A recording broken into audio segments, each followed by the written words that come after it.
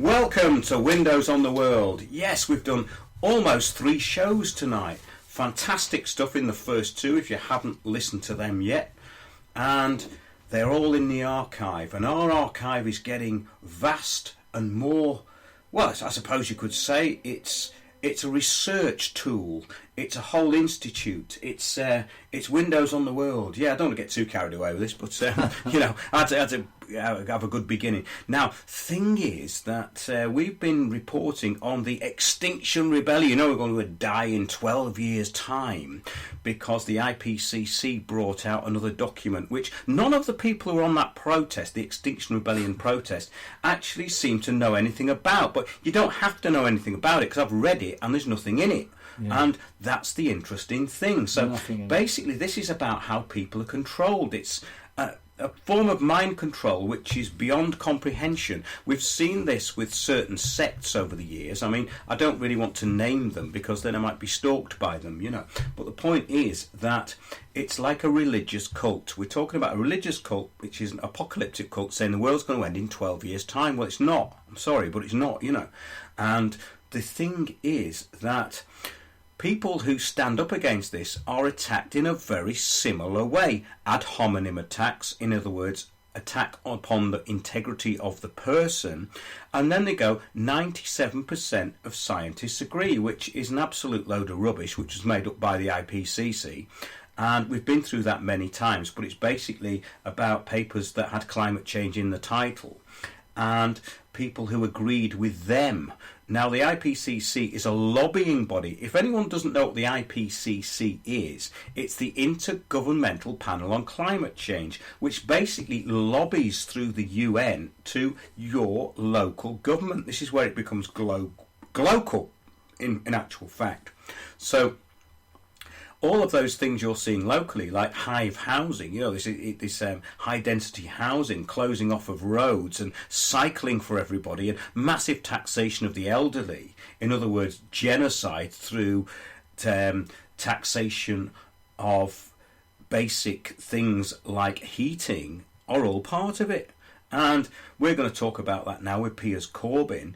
And he was on the Talk George Galloway show the other night, and George let him speak. That was okay. But then somebody else came on to try and debunk Piers. But first, within the interview, was somebody who was in the studio. Because Piers is with me, so I'm going to ask him, did Extinction Rebellion turn up? Or No, Extinction Rebellion refused to come, saying they wouldn't talk with climate change deniers. And the Galloway show is under great pressure to show balance, so to speak. So they brought in somebody from the studio to sort of make up for Climate Rebellion not being there. Now, the guy they brought in was ill-informed about just repeated stuff he'd heard on mainstream. But again, it was very of the template. In other words, like 97% of scientists agree. The IPCC is a scientific body. The BBC can't be wrong. Nothing exactly. You know, the thing is that none of these statements are backed up with any fact, and this is the thing. So ridicule and ad hominems do not amount to fact, and quoting the IPCC is a lame duck, because the IPCC are a lobbying body and none of their predictions have ever come true. None of them. And when you look where it came from, go into our talks, the bigger picture, what we talk about all over the country. You're looking at an idea to control populations through the imposition of a cult called climate change or global warming. And when Piers mentions the fact that it's actually going to get colder, there's a bit of a dissonance, but they still say, well, what about all the hurricanes? What about all well, what about all the hurricanes? There's actually less hurricanes. They said Yes. there'd be more. There's less hurricanes. They said we'd see the end of snow, and we've had more snow. They said we'd have runaway warming, and we haven't. A thing to note about the general picture on climate is that IPCC were warning of runaway warming and huge changes, right? Now, we're actually arguing about the direction of a few tenths of a degree, one way or the other. Is it warming or is it cooling? Now, this is meant to be, the evidence of their runaway warming. Well, it's clearly not. So a debate about trivia, because it is trivia in climatic terms, it cannot be actually evidence of anything which they're claiming. Let's get back to this interview at Yes. Talk Radio. Now, George Galloway introduced you, then he brought on somebody who was in the studio who didn't really know anything. Mm-hmm. And you can go and look at that, or listen to it, it's on Talk Radio. And if you look up the George Galloway stream, you can find it. However, that's not the important thing. The important thing is that when Piers had finished speaking, somebody else was allowed to speak. On the phone in, yeah. Yes, and Piers was not allowed or was not party to this. And in a way, it's not fair, because what they're doing is they're giving somebody else the last word. And as we know, the last word is very important, isn't it? It is. So let's have a listen to the last word. Respond. Well, I mean, Piers' comments are not just simply misguided, they're actually downright dangerous. I mean, it would be laughable if we had somebody on radio talking about flat Earth or the lizards are running the world. Actually, the reality is you don't need to be a climate scientist now. You need to just look around the world. Killer droughts and floods, devastating the lives of millions of people. You know, whether we're talking about the forest fires, not just in California, but the drought in sub-Saharan Africa, temperatures in Pakistan hitting 53.5 degrees centigrade, killer tornadoes and hurricanes. We're at the extremes of weather. And we're seeing, and what we've now heard from climate scientists, and this idea that they're not 98%, I think it's just total twaddle. The only people who've been denying the climate reality have been the oil lobbyists. They have been the ones, the Exxons, who've been funding climate denialism, the Koch brothers, the people who want to put profit before people and planet, and their views echoed by people like Donald Trump in the United States and Bolsonaro in Brazil. This is the people who want to stick their heads in the sand. Why? Because actually the people who are being most impacted at the moment are people in the global south. Now, we can go through the science. We're in the past 4 years have been the warmest 4 years on record. We've had the 20 of the warmest years ever in the last 22 years. What we're seeing around the world, and just to put it in perspective, this is a 1 degree average warming. And the scientists tell us that once we hit 1.5, we will start to become into tipping points when the impacts of climate change will start to affect our water, will start to affect food, will cause displacement of people. The UN estimates 1 in 30 people will be forced from their homes because of this, because of the climate crisis, compounding existing inequalities. So the reality is now we are actually in decade zero. The decisions we make now will determine not only what kind of world we live in, but the number of people who will be impacted. And the hundreds of thousands of people who are dying already, the millions who are losing their lives and their livelihoods and their homes, from whether it's from Puerto Rico to the Philippines, from Japan to Bangladesh. The reality of climate change is here, and we must act. Now, he made the quite, on the face of it, a logical claim that an oil company was behind climate extinction. Why would they do that? I mean, that's just total poppycock. I mean, the reality is that the oil lobbyists have been funding climate denialism And they've known, if you look at the admission by Exxon, for example, in the 1970s, they knew that burning fossil fuel was causing global warming, was causing an increase in greenhouse gases in the atmosphere, which was triggering an increase in temperature and would result in devastating impacts. They knew that. They sat on that. Instead, they pumped hundreds of millions of dollars into oil lobbyists, into fake pseudoscientist platforms to try and deny climate change. They're working from the same copybook as the tobacco industry. When the tobacco industry knew that smoking was causing cancer, it spent millions and millions to keep its business going, and instead started to suggest that the science wasn't proven. The reality is now there is no debate about that climate change is not happening. The real question is, what are we doing about it? And well, he actually argues that it's in reverse, that the next 12 years, it's going to be much colder. We're in for a cold snap in a dozen years. It's called climate change. What we're seeing is the extremes of weather. And I think anybody who's got a head on their shoulders, who looks around the world, can see the changes that have happened in our weather patterns, the extremes that we're seeing, and we are seeing the extremes, the strongest hurricanes ever recorded. He said there's fewer hurricanes than there was 100 years ago. Appears this simply just spouting incorrect garbage. I mean, really, like I said, this is not simply about misguided. It's actually dangerous. It's really dangerous because what it does, it allows those people in power to carry on with business as usual, recognizing that they're sacrificing the lives of people all around the world, and particularly the poorest people who have had the least to do with causing climate change. The reality is we need to act. But actually the more positive thing I would like to focus on is that actually the solutions to climate change exist. Right? And the solutions are actually going to make the world a much better, more equal, greener, fairer, and a safer place for all of us. We can actually transform our energy systems from fossil fuels to renewable energy. We can tackle energy poverty by having all of our homes retrofitted so that pensioners in this country don't have to make a choice between whether they're eating or heating. We can bring energy to the 1.5 billion people who don't have energy at the moment around the world.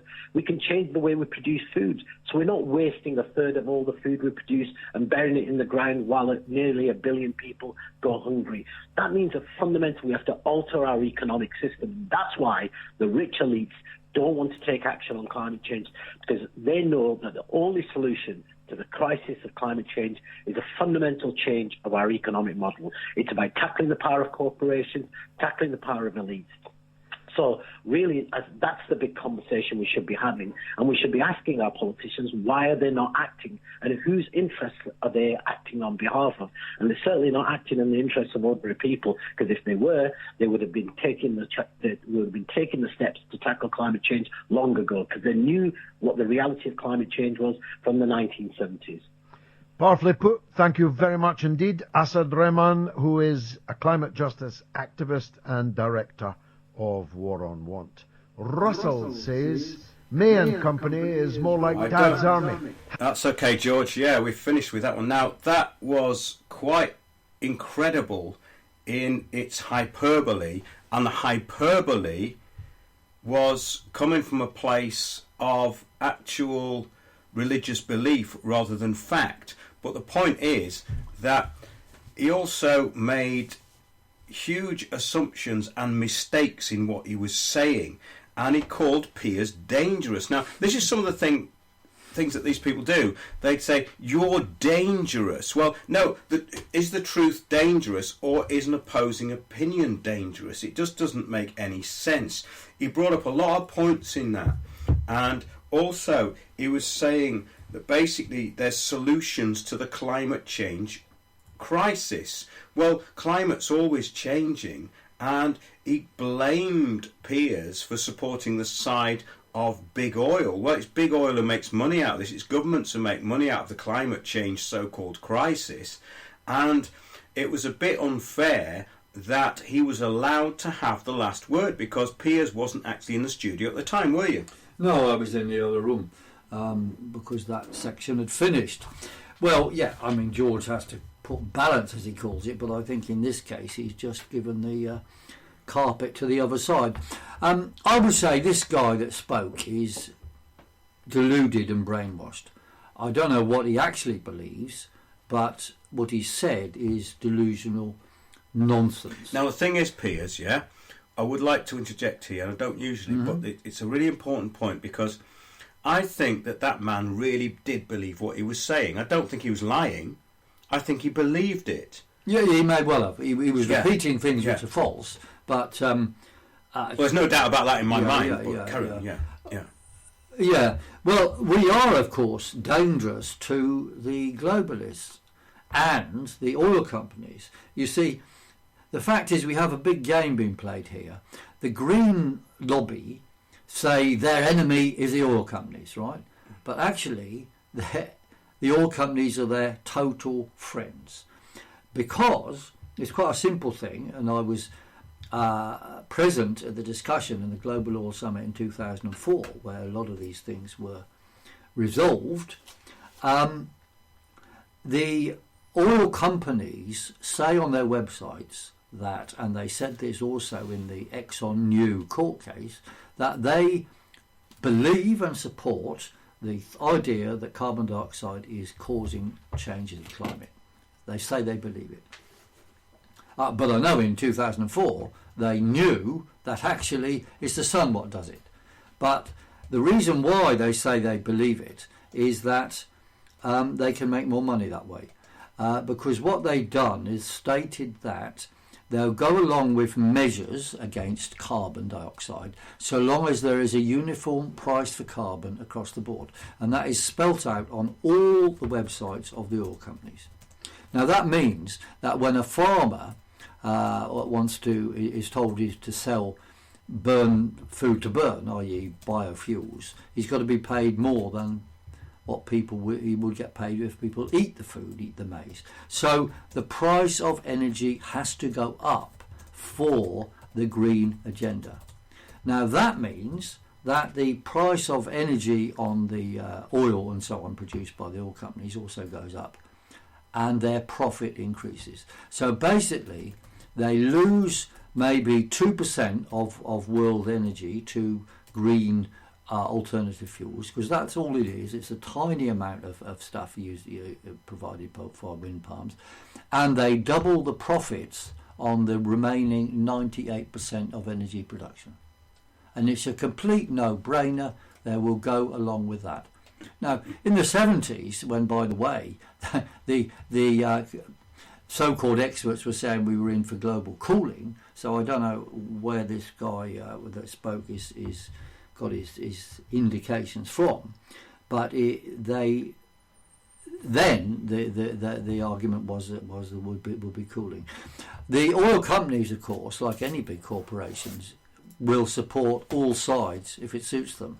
But since 2004, they've been very clear that they go along with the global warming fantasy, and they're more than happy for the Greens to pretend that they are on the other side, because that is part of the game the Greens play. On the specific things the guy said,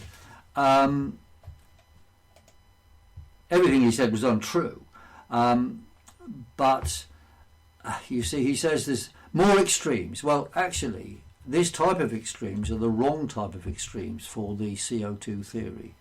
Under the CO2 theory, we'd have a generally warmer planet and the jet stream further north and less wavy because it would be shorter. Actually, we have the opposite of that. We have a jet stream further south and very wavy, which we predicted 10 years ago would happen with low solar activity. All the claims they made have failed. They said there would be more hurricanes, and there's actually less hurricanes in the most measured place in the world for hurricanes, namely the US of A.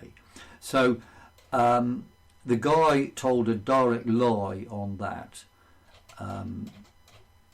He may be deliberately lying, or he may have just picked up some stupid press release. But listing things like more droughts, less droughts, more whatever, less whatever, actually proves completely nothing.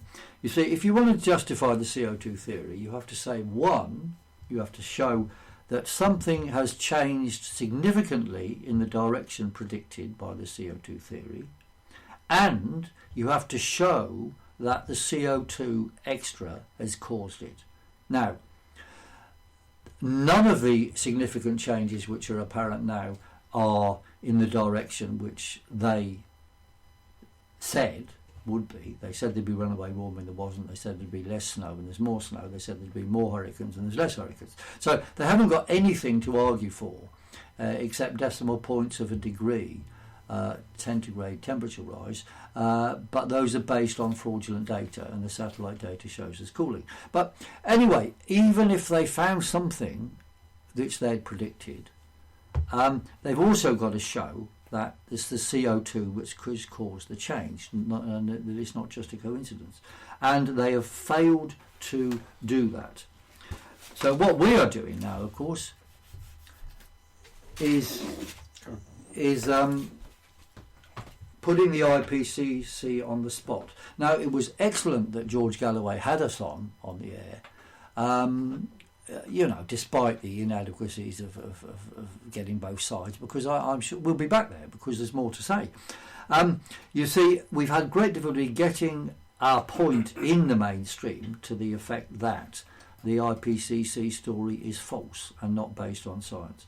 See, it is, as Mark said, it is a lobbying body. The IPCC is an ideological machine to justify anything the globalists want to do, which includes, of course, increasing energy price, increasing profits for oil companies, and the consequence of that is that millions of people are dying of fuel poverty every year. So this guy talking about saving the poor, it's nonsense. They haven't. In France, we have riots, massive riots now because of high energy prices. Now, and a new tax or extra tax that Macron wants to impose. Now, this is 100% follows from the globalist story of climate change and increasing energy charges. And I've seen a debate on France 24 to that effect. They've said, oh, well, we have to pay this money to save the planet.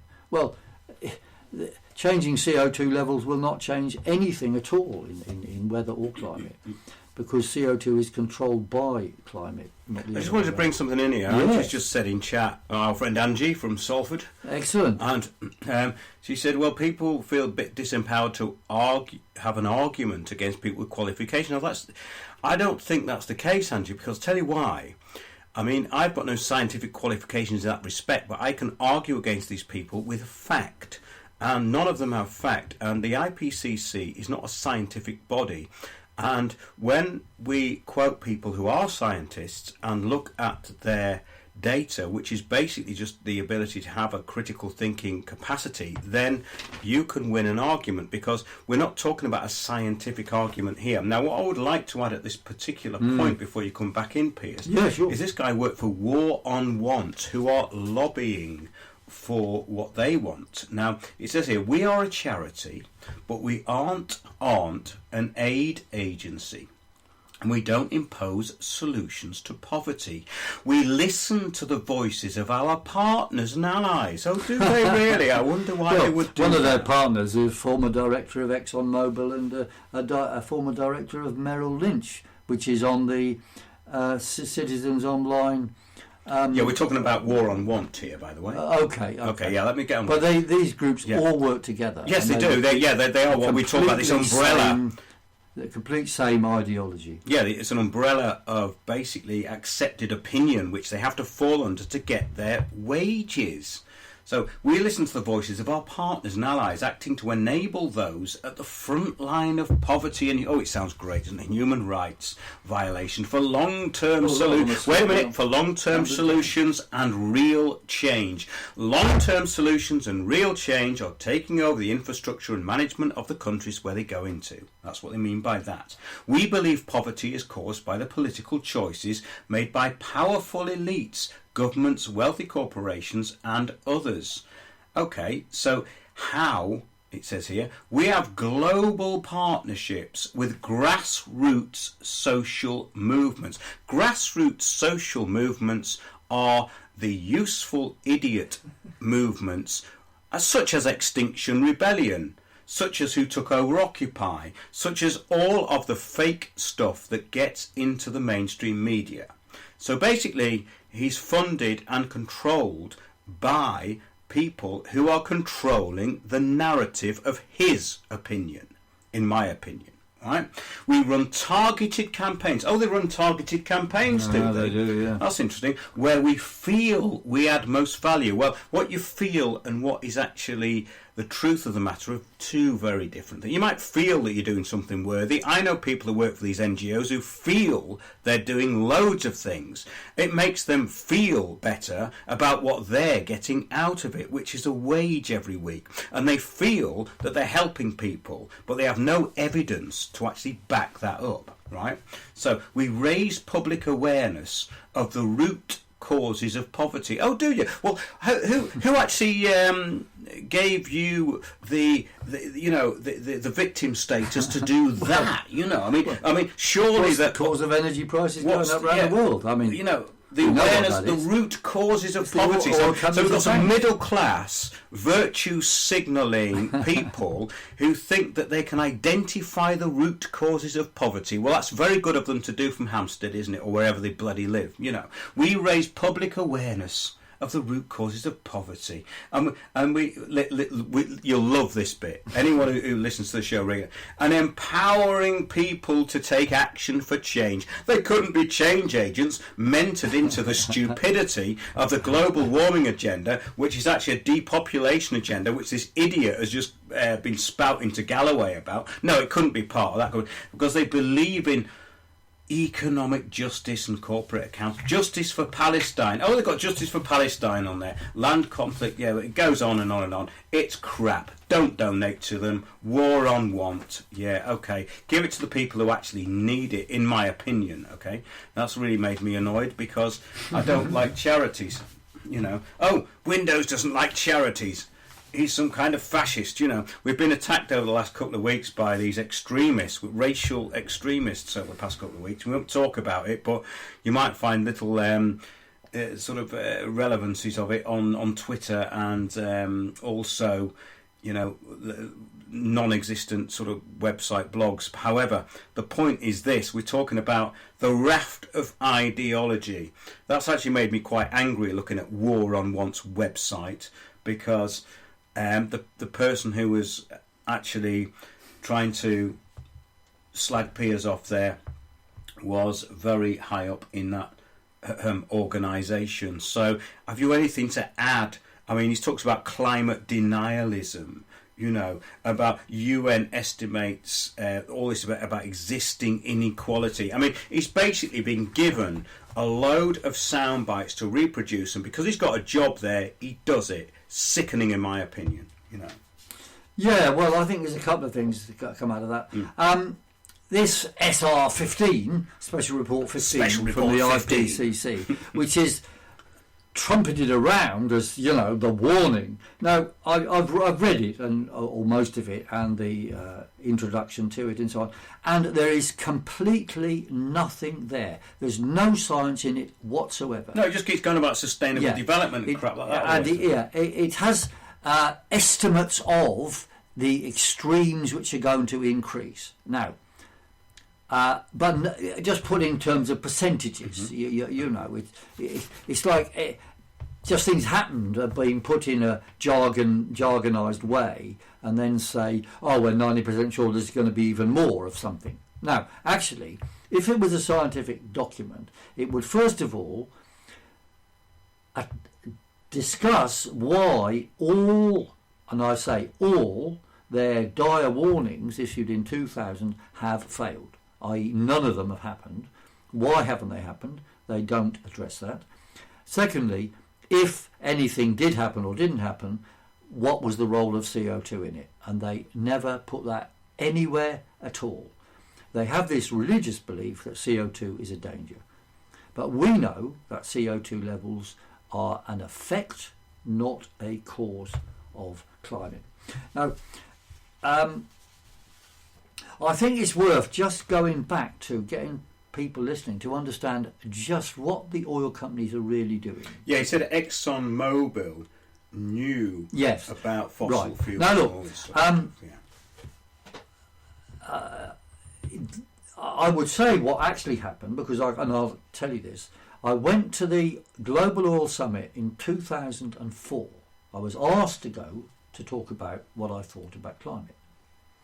And I spelt out that the climate was being changed, or would change, and was changed, and has always been changed due to solar activity, and I showed that was the case.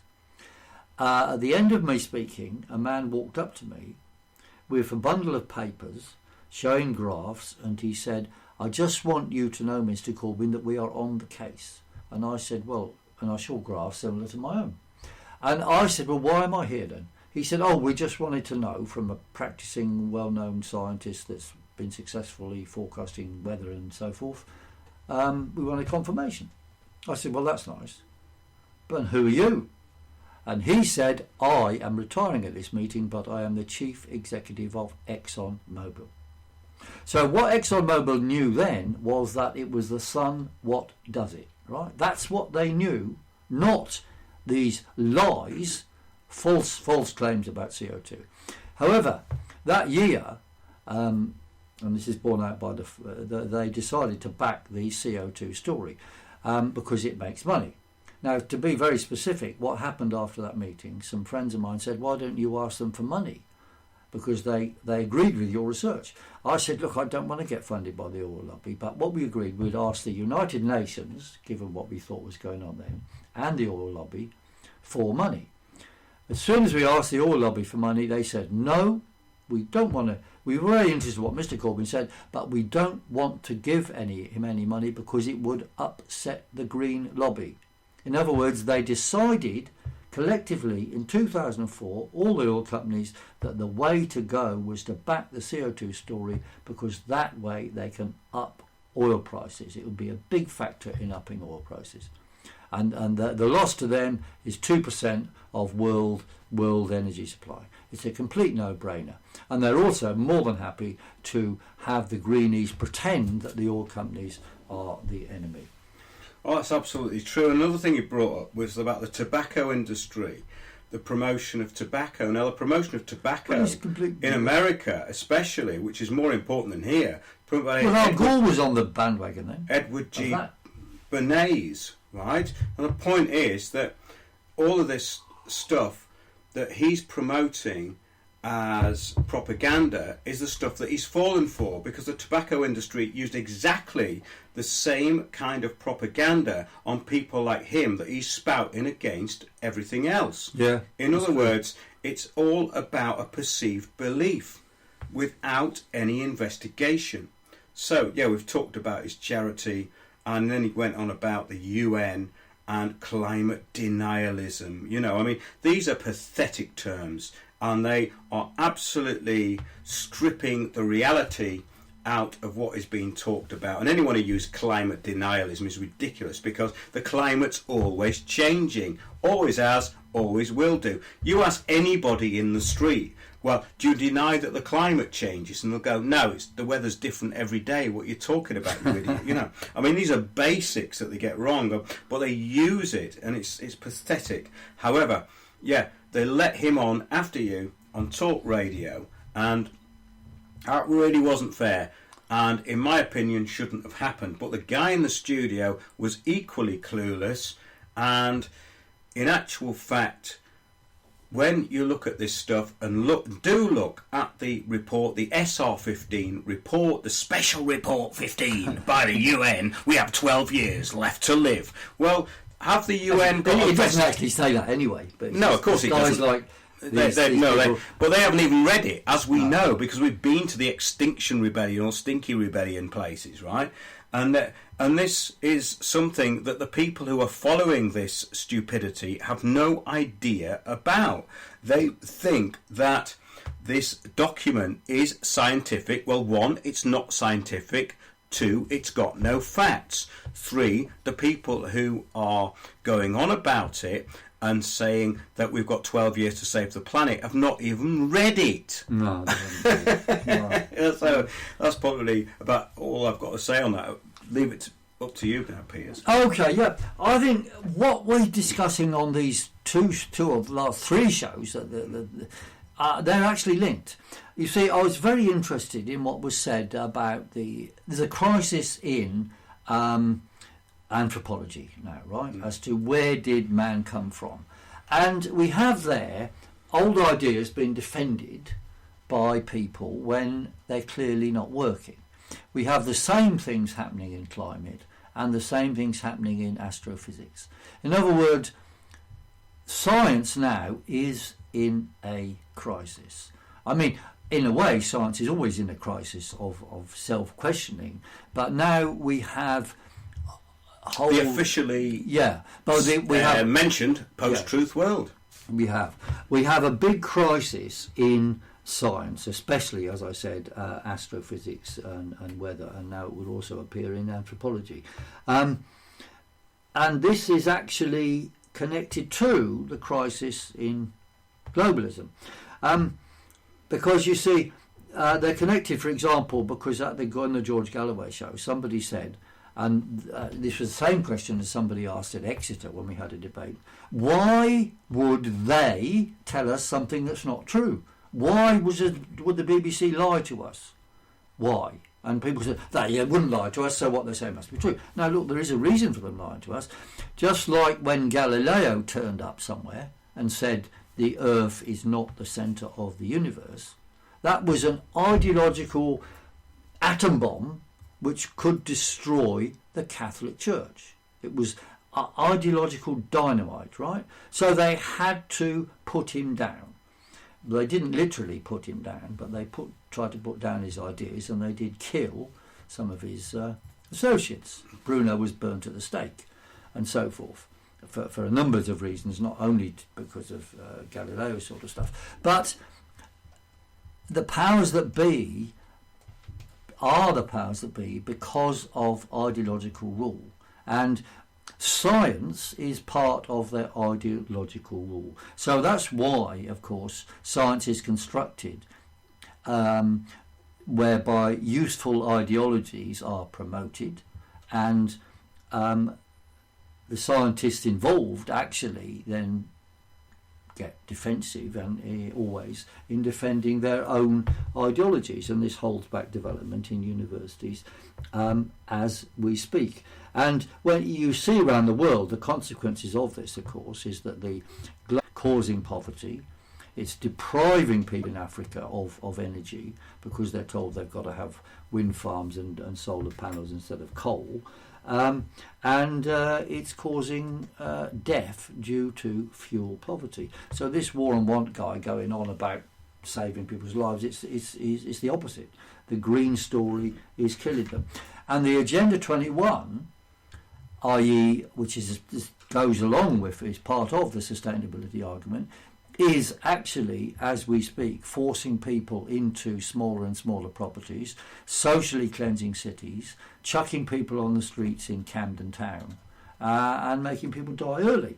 So there's no way you can argue that the globalist raft of ideologies is helping anybody. And I have to say the answer has to be people like the Yellow Vests, who are fighting back in France like a way no one's ever fought back before.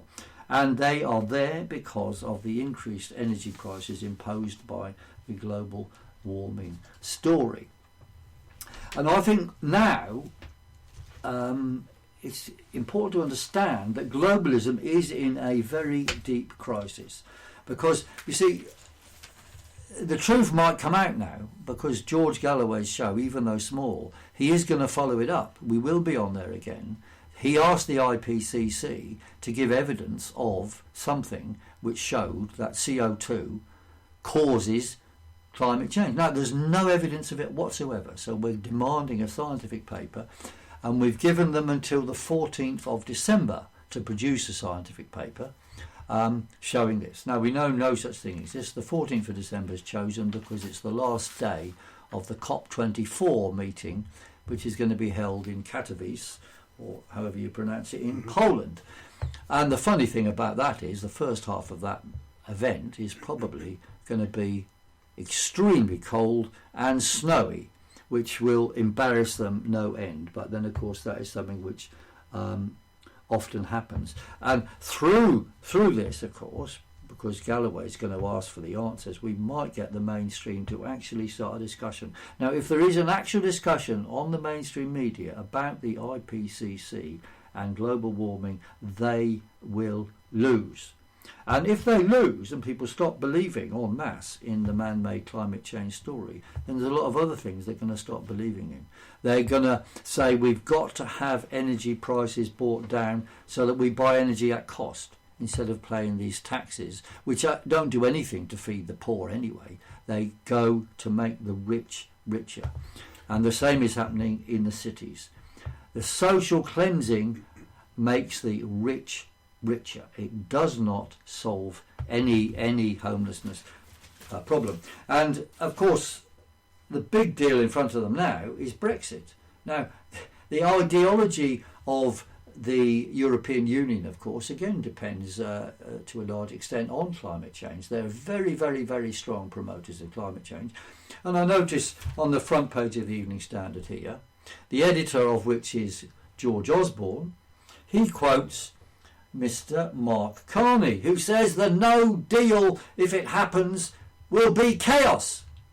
You don't know half of it. Now look, this is the same duo who told us... You were saying about a year and a half ago. Yes, the same old crap. but they said this, exactly the same duo.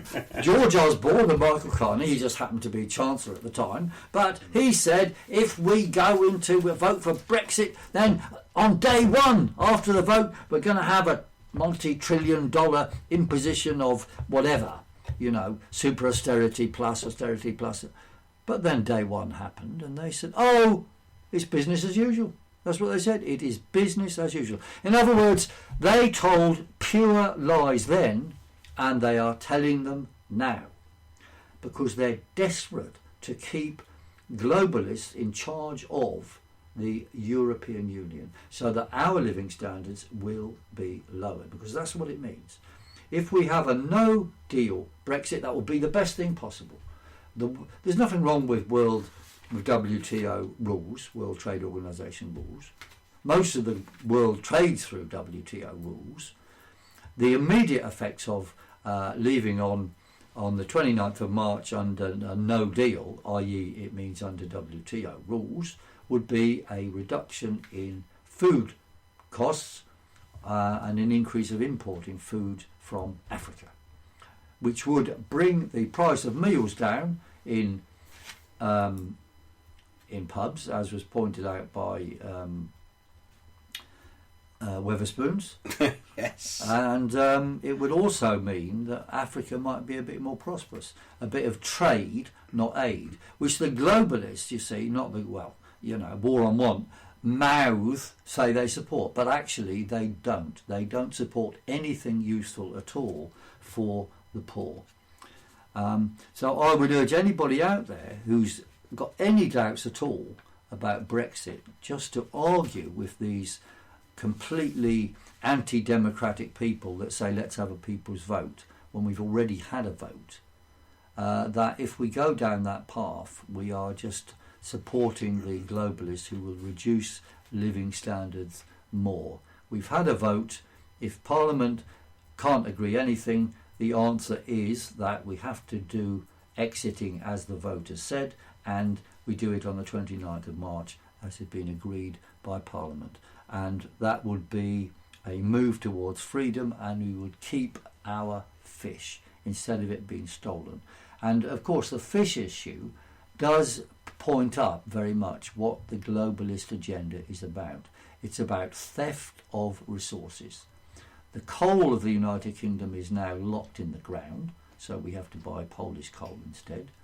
And the fish are one remaining asset which is already half stolen by the European Union, but they want to steal the rest of it by putting us into some Brino, Brexit in name only deal as produced by Theresa May. We have to stop this nonsense and take back our fish and freedom. Correct. And of course the deindustrialisation of Europe has already been planned and is now in force. Now, tonight you've had 3 shows for the price of one, but for people who actually look at our shows, you've got 3 different shows. Oh. And one thing, have you got something else? Sorry, yes. The 20th of December. We said we've given the IPCC till the 14th to come up with something. Oh, yes. And we're going to have a meeting on the 20th of December. As you know from the last show, we had it booked in the Royal Institution, but they said it wasn't part of their agenda, basically. Complete nonsense. So they stopped us having it there. But we will find a venue, and it'll be a very interesting meeting. We'll have some empty chairs there, I dare say, for Al Gore, the IPCC and the BBC. But anyone can come and put forward what they think those organisations might have said. And for those of you out there who still pay a BBC TV licence, remember that you're endorsing the fake climate change agenda by purchasing the licence, because not only is it Attenborough and his stupid voiceovers and rhetoric, but they support every part of the climate change agenda, and they actually will not have people on who really deny climate change in the respect of it being a man-made issue. And you can look at their constitution, if you like, what they say. I'm going to be publishing that, actually. I might even put it up with this show, because lots of people have been opposing that. And when you see it written in black and white, you realise this is a Stasi. People in places such as these communist countries that we're told about actually know that state TV is crap. In this country, people support state TV because it feeds them. And if you look at the entitled people who push the climate change agenda, such as the one we mentioned earlier on, then you will realise how that is the case, because the climate change agenda affects the poor. It doesn't affect the extremely well off, although it will do. Yeah, it will do though, because they think it's all about recycling 20 miles per hour zones and getting people living in cities and the migration compact of the UN. Wait till that hits you, because it's going to hit you very soon. And for those who it's already hit, thanks for listening. It's been quite long tonight, and what I would like to say is that we do this for nothing but. Welcome to Windows on the World. I want to keep bringing our listeners well-researched and useful information. Please consider sponsoring our work by going to windowsontheworld.net and clicking the donate button. So that's nearly about it. But I would just like to say, oh, hang on. Buy something from weatheraction.com. Thank you. Buy some forecasts. We've just reduced the price of the whole winter forecast by 1/3. And then we'll put it up again in a few days' time. So get in there, spend money, and help us go to events. The next events we're going to have on the bigger picture, we will always, when we can, discuss local issues and It's how they link global to the and bigger local. picture. Exactly. But right now, prepare for an interesting winter. Exactly. And we are doing more talks, not necessarily before Christmas, but definitely afterwards. I'd just like to give some words of wisdom to one of our previous contributors these are the words of wisdom. This is our friend Consciousness. You're welcome to Windows on the World, and the concept of how Earth run today. Because today, the way the world run today, they're not running by the law of life. Because the law of life is just one law. But they create their law to go around the law of life. Thanks for listening, everybody. It's the outro again. See you all 9 p.m. next Sunday at windowsontheworld.net. Thanks for Piers Corbyn for coming in. Thank you, everybody, for listening. And that's good night from me.